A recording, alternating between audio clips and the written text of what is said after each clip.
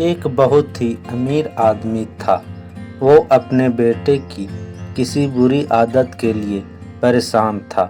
वो जब भी अपने बेटे को उस आदत को छोड़ने के लिए कहता था, तब उसका बेटा कहता था कि पापा, मैं अभी तो बहुत ही छोटा हूँ।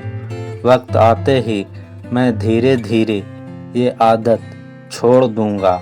पर उसका बेटा कभी भी उस आदत को छोड़ने का प्रयास नहीं करता था।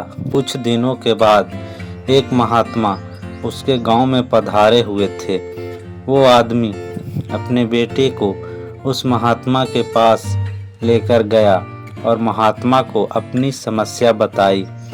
महात्मा ने उनसे कहा कि आप अपने बेटे को कल सुबह बगीचे में लेकर आइए, मैं वहीं आपकी समस्या का समाधान करूंगा। अगले दिन बाप और बेटा दोनों बगीचे में पहुंच गए।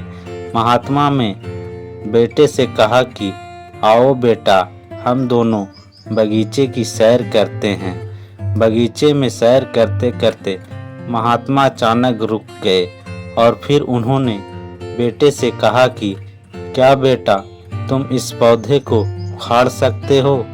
बेटे ने कहा, जी जरूर, इनमें कौन सी बड़ी बात है। और ऐसा बोलते ही उसने पौधे को बड़ी ही आसानी से उखाड़ दिया। धीरे धीरे आगे बढ़ते हुए महात्मा ने बड़े पौधे की तरफ इशारा करते हुए बेटे से कहा कि क्या तुम इस पौधे को उखाड़ सकते हो? बेटे को तो इस काम में मजा आ रहा था। वो बोला, जी बिल्कुल उखाड़ सकता हूँ।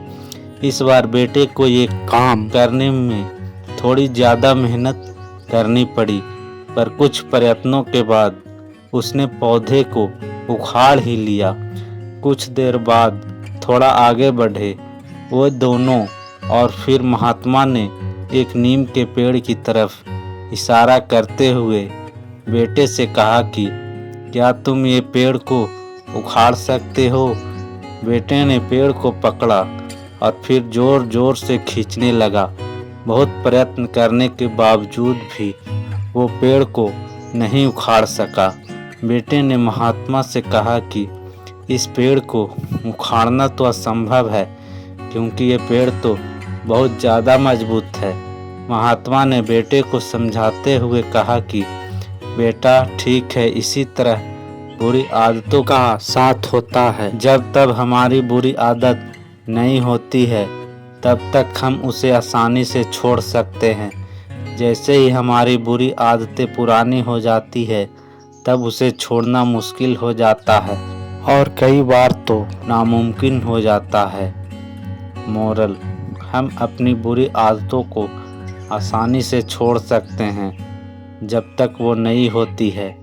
कुछ वक्त के बाद हमारे लिए अपनी पुरानी आदतों को छोड़ना मुश्किल या फिर नामुमकिन हो जाता है।